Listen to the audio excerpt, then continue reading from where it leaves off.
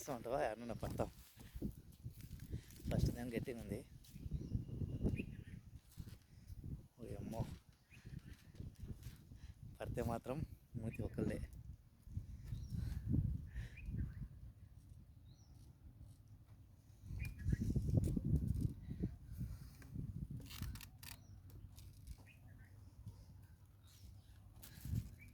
నేను పోతున్నా, ఈడ పడితే అండి సో కంఫర్టబుల్గా లేదనమాట. నేను క్యాజువల్గా తీసుకొని వచ్చేసినాను. ఏమో